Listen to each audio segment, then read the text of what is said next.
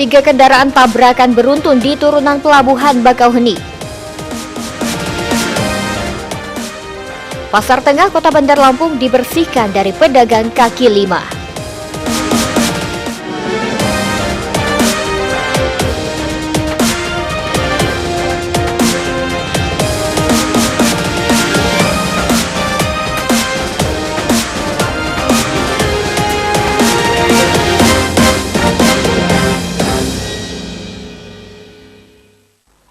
Selamat sore pemirsa, kita berjumpa lagi dalam iNews Lampung, program berita daerah jaringan televisi terbesar di Indonesia, iNews TV. Sore ini kami menyajikan informasi menarik tentang berbagai peristiwa serta dinamika pembangunan di Lampung.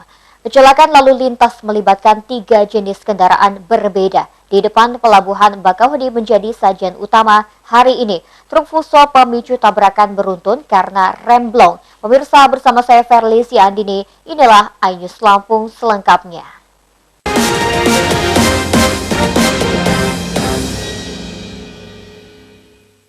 Pemirsa, sebuah truk fuso mengalami remblong di jalur turunan tajam depan gerbang Pelabuhan Bakauheni. Mobil angkutan ini menabrak 2 mobil hingga rusak parah. Kecelakaan ini memicu kemacetan sepanjang 2 km.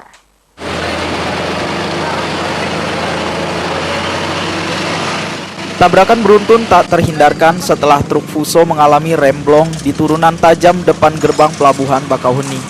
Laju kendaraan tidak terkendali sehingga menimbulkan kepanikan. Truk menabrak angkot dengan keras, giliran angkot membentur bus di depannya.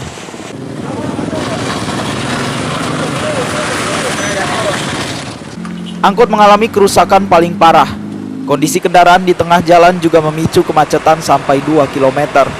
Sopir angkot dibawa ke puskesmas dengan kondisi luka ringan. Polisi memeriksa sopir truk untuk mengetahui penyebab tabrakan beruntun.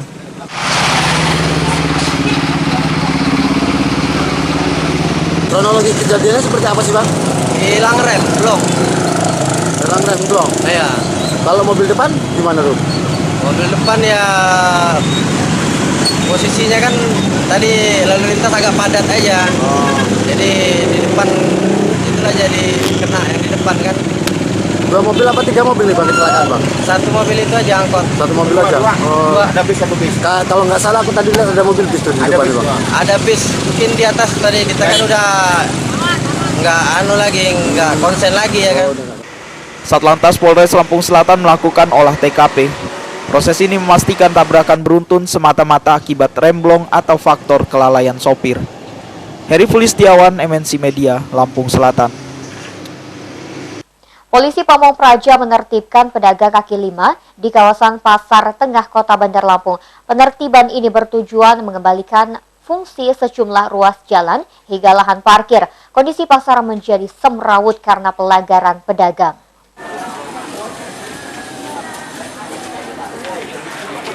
Puluhan personel polisi Pamong Praja Kota Bandar Lampung menertibkan kawasan Pasar Tengah.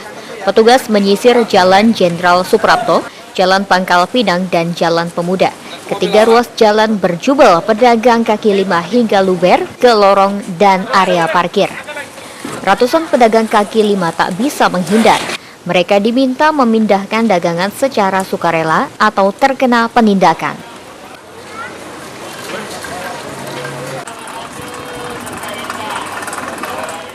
Penertiban pedagang kaki lima kawasan Pasar Tengah bertujuan mengembalikan fungsi jalan, lahan parkir, dan jalur pejalan kaki.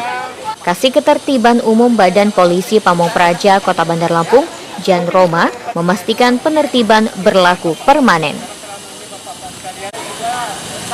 Untuk hari ini sesuai dengan arahan Pak Kasat Pol PP, mulai dari titik pos Dishub, Jalan Suprapto, Jalan Pangkal Pinang, Jalan Pemuda, termasuk di Pasar Tengah. Badan Polisi Pamong Praja meningkatkan pengawasan Pasar Tengah berlipat 10 kali dari 30 menjadi 300 orang. Penempatan banyak petugas menjamin kenyamanan pengunjung pasar. Oki Firmansyah, MNC Media, Bandar Lampung. Jalan lintas tengah Sumatera ruas Bakauheni, Bandar Lampung sedang diperbaiki untuk menghadapi arus mudik Lebaran. Perbaikan meliputi penambalan hingga pengaspalan ulang. Pemerintah diminta menindak kendaraan pelanggar tonnase agar jalan tidak cepat rusak.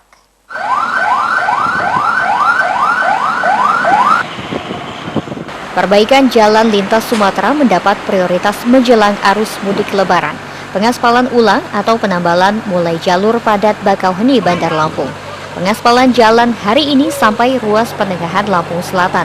Badan jalan dipertebal sejauh 3 km. Perbaikan jalan lintas Sumatera ruas Bakauheni, Bandar Lampung mendapat prioritas karena jalur ini paling padat dan berbahaya. Jalan nasional ini menjadi gerbang penyeberangan arus lalu lintas Sumatera. Kondisi jalan banyak jalur berbahaya seperti tikungan tajam, tanjakan terjal, dan turunan curam. Pelaksana proyek menjadwalkan perbaikan jalan lintas Sumatera lebih sebulan. Jalur ini siap menampung lonjakan arus mudik Lebaran.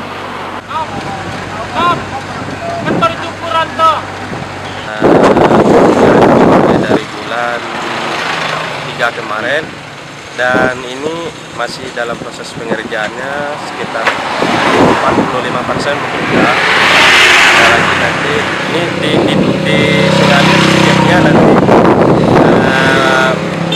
ini jalannya badan jalannya sekitar inilah siap Lebaran, udah siap badan jalannya, dan ini selanjutnya nanti di bagian bahu jalannya nanti. Pengguna jalan mengharapkan pemerintah memperbaiki jalan secara merata, baik jalan nasional maupun jalur alternatif atau jalan provinsi. Perbaikan jalan hendaknya dibarengi dengan penindakan terhadap kendaraan pelanggar tonnase. Kebijakan ini bisa memperpanjang masa pakai jalan. Jalan lintas Sumatera ruas Lampung cepat rusak akibat banyaknya pelanggaran tonnase armada berat seperti fuso, tronton, dan trailer. Batas berat maksimum kendaraan dan barang rata-rata melampaui 20 ton. Heri Fulustiawan, MNC Media, Lampung Selatan. Pemirsa, setelah jeda pariwara berikut kami kembali dengan informasi lain di antaranya. Lampung Utara bentuk Satgas Pangan untuk mengantisipasi gejolak harga kebutuhan pokok. Tetaplah bersama kami di iNews Lampung.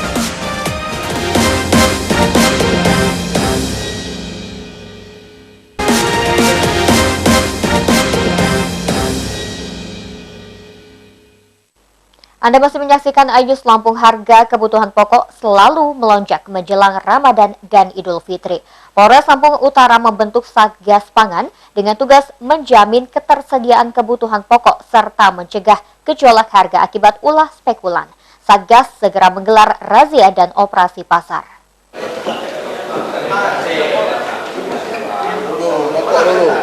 Polres Lampung Utara membentuk satuan tugas Satgas Pangan melibatkan Dinas Perdagangan, Bulog, Dinas Pasar, Dinas Pertanian, Dinas Kesehatan, dan Polisi Pamong Praja. Satgas Pangan bertugas menjamin ketersediaan kebutuhan pokok dan mencegah gejolak harga akibat ulah spekulan. Satgas Pangan menggelar razia maupun operasi pasar. Razia menyasar distributor maupun pedagang. Pelaku pasar dilarang menimbun barang-barang atau menaikkan harga seenaknya selama momentum Ramadan hingga Idul Fitri. Wakapolres Lampung Utara Kompol Suparman menjelaskan kehadiran Satgas Pangan turut menjamin stok 9 bahan pokok.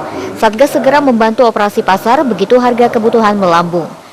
Kita berkoordinasi untuk menindaklanjuti apabila ada misal spekulan-spekulan yang akan melakukan penimbunan dari sembako itu sendiri. Apa tindakan kepolisian terhadap distributor yang menaikkan harga? Nanti akan kita lanjutkan tindakan. Ada tindakan hukum mungkin? Jelas pasti. Harga sejumlah kebutuhan naik menjelang Ramadan. Bawang putih melonjak hampir 50% dari Rp34.000 menjadi Rp50.000. Lonjakan harga ini dalam tempo sepekan. Harga cabai dan sayur-sayuran juga naik Rp3.000 hingga Rp5.000. Haryadi Haka, MNC Media, Lampung Utara. Pasar Lampung sering mengalami kekosongan komoditas sayuran seperti cabai dan bawang merah. Kondisi ini memicu gejolak harga kebutuhan pokok. Anggota fraksi PDIP DPRD Lampung Watoni Nurdin mendesak Dinas Pertanian melakukan pemetaan sentra komoditas sayuran. Harga bawang merah dan cabai di Lampung sering bergejolak meski saat ini kembali normal. Hal ini terjadi karena Lampung masih mengandalkan pasokan komoditas sayuran dari daerah lain. Anggota DPRD Lampung Watoni Nurdin melihat Dinas Pertanian belum melakukan pemetaan wilayah komoditas sayuran. Pemetaan mestinya berjalan sejak jauh hari sehingga Lampung memiliki sentra penanaman cabai, bawang merah, dan jenis sayuran lainnya. Politisi PDIP Lampung ini tidak sependapat dengan anggapan wilayah Lampung tidak cocok untuk penanaman bawang merah dan cabai. Watoni Nurdin meminta Dinas Pertanian melakukan kerjasama dengan Lembaga Penelitian Unila untuk memproduksi cabai, bawang, dan komoditas lainnya. Harusnya pemerintah Provinsi Lampung lebih memfokuskan titik tekan kepada pemetaan wilayah agar proses penanaman terhadap komoditas tertentu itu bersesuaian dengan fase dan kontur tanah yang ada di daerah itu. Nah, jangan kita sebagai pemerintah, dalam hal ini Dinas Pertanian dan Perkebunan, ketika ada sesuatu hal yang terkait dengan ketidakcocokan itu langsung menyatakan bahwa ini tidak bersesuaian wilayah kita dengan komunitas yang akan ditanam karena kontur tanah tidak bersesuaian misalnya seperti itu. Tetapi seharusnya kita harus lebih mampu melakukan penelitian, harus bekerja sama dengan Unila karena Unila itu banyak sekali profesor jebolan yang ahli di bidang tanah. Bahkan Watoni Nurdin mendorong Pemda Lampung membentuk lembaga riset untuk melakukan penelitian di bidang pertanian dan perkebunan. Dengan demikian, potensi wilayah Lampung dapat diketahui kegunaannya. Fajar Magetan, MNC Media, Bandar Lampung. Bursa calon kepala daerah Lampung bertambah ramai. Selain kandidat parpol, Ormas Kahmi Lampung mengusulkan Patimura sebagai bakal calon wakil gubernur. Usulan ini sama dengan keputusan Partai Gerindra. Korp Alumni Himpunan Mahasiswa Islam Kahmi Lampung mengusulkan Patimura sebagai bakal calon wakil gubernur Lampung dalam diskusi di Sekretariat DPD Gerindra Lampung Kamis siang. Kahmi Lampung mengharapkan Patimura maju dalam Pilkada 2018 berpasangan dengan bakal calon gubernur Arinal Junaidi dari Partai Golkar.